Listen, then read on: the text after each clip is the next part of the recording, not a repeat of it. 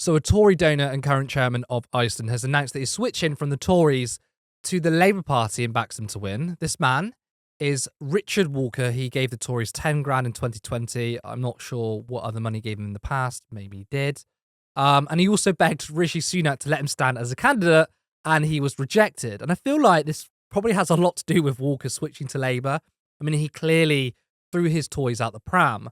But his main reasons, and I'm sure many of you can guess, shows more about the state of the Labour Party than anything else. Mr. Walker, a former Tory donor and the executive chairman of Iceland, said under Sir Keir's leadership, Labour had progressively moved towards the ground on which I have always stood, while the Conservatives have moved away from it. Indeed, he has already demonstrated this in the way in which he has transformed his own party by ruthlessly exercising the Corbynite extremism that made Labour unelectable in 2019. Oh God, it's so cringe when people say that.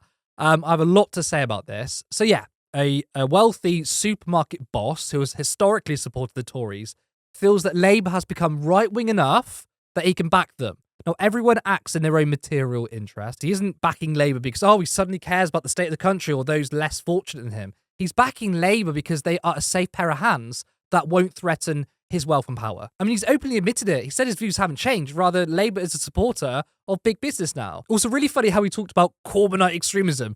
I'm not surprised that a rich arsehole thinks Corbyn is extreme. After all, he wanted to increase taxes on the rich, increase corporation tax, and talked about a wealth tax. They probably would have implemented it had they won. Look, if you're a very rich person and someone wants to tax you more, you're not going to like them, are you?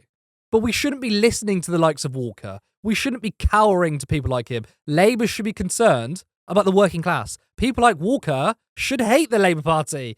It's their hatred that tells you that Labour are doing something right.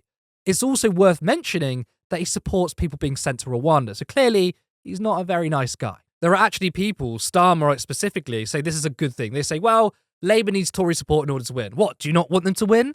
The key difference is voters. Yes, Labour need Tory voters, not rich Tory donors.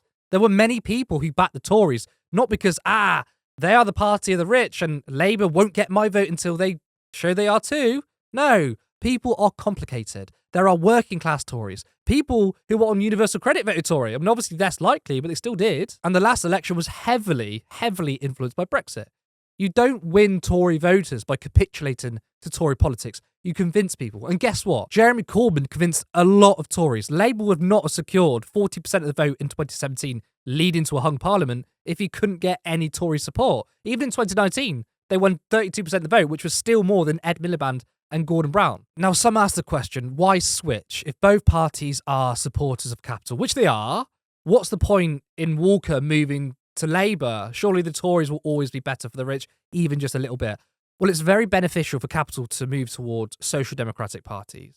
Now, to talk about Walker specifically, yeah, part of it was personal. I mean, he was annoyed that he wasn't granted a chance to win a seat he so rightfully deserved. Based on his comments, you can hear him cope and seethe really hard. At the time he told the Politics Hub with Sophie Ridge, the Tories didn't want him. What? He was never given a reason why he wasn't selected, and the party doesn't want people with genuine views, experience, or opinions of their own. Poor you, but what views did you have that severely delineated from what the Tories already support? I doubt very much. But it's more than that. He clearly feels he can influence the Labour Party, and he's right. Starmer is pathetically wedded to serving power, like a little bitch. He will absolutely allow people like Walker, who are the reason why the Labour Party exists in the first place to fight against them, influence it and make it even more of a party that supports big business. But this is a trend. We've seen former Tory donors move to the Labour Party in the last couple of years. We've seen a shift in how capital responds to political parties in the US. Now, in the context of the US, more and more corporations feel safer in the Democratic Party. Not that they didn't before, but it's way more apparent today. And the reason is because they are far more stable than the GOP. Now, the GOP, I mean, yes, this is going to be a bit simplistic, were the original party of capital, if you will, but they moved in some really extreme ways. They are literally fascist. I mean, they are the most dangerous political organization on the planet. If you're someone in the economic elite who just cares about profits, doesn't care all that much about culture wars, that's a problem. For these people, they want to support a political party where making profits for the rich is the priority. That is no longer the case for the GOP. I mean, they are still for big business, but more and more they are becoming obsessed with culture wars, obsessed with trans people, aligning themselves more and more with the far right. Now, capital, which would absolutely side with fascism to defeat socialism, by the way, I mean, we've seen it many times in history, would actually preferably stay away from the politics of the far right and just stick to a party of big business, which are the Democrats. And something similar is happening here, obviously on a far less extreme level. So like a Tory party led by David Cameron was a safe pair of hands. Now, he wasn't exactly a social progressive, but it's nowhere near, or he was nowhere near concerned about right-wing social policy than the Tories are today. And that's why Walker and many others are moving to Labour, because they are less likely to push the culture wars and rather simply be a stable party of capital.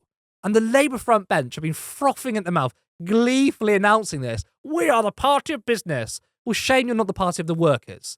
And of course, according to the media, this is grown-up politics. Starmer desperately wants to be seen as an adult. Of course, he'll lap up Tory donors and sing about it. I mean, it gives him the media establishment sensibles adult in the room cred. But if you're a party of the workers, if you listen to people's grievances, well, that's student protest politics. Taking money from the rich and then changing your politics to suit their needs, well, that's how it's supposed to be done. Whilst at the same time, it completely erodes our democracy. We have no party for the working class. We already have the party of capital, which are the Tories. It's better for democracy when you have a main political party that stands up for people like us. But the media, they'll call you a crank, hard left, anti-Semitic Corbynite scum. Real politics is when you have two parties of capital tussling between them. Who could be more competent? Who can please their rich donors better? Whilst at the same time, millions of people are suffering at the multiple crises this country faces, people are crying out for a real boost in wages, to radically address inequality, to massively invest in our public services. But the best we're going to get is rich donors on either side, and we have to choose which party of capital is the better one. A clue: neither.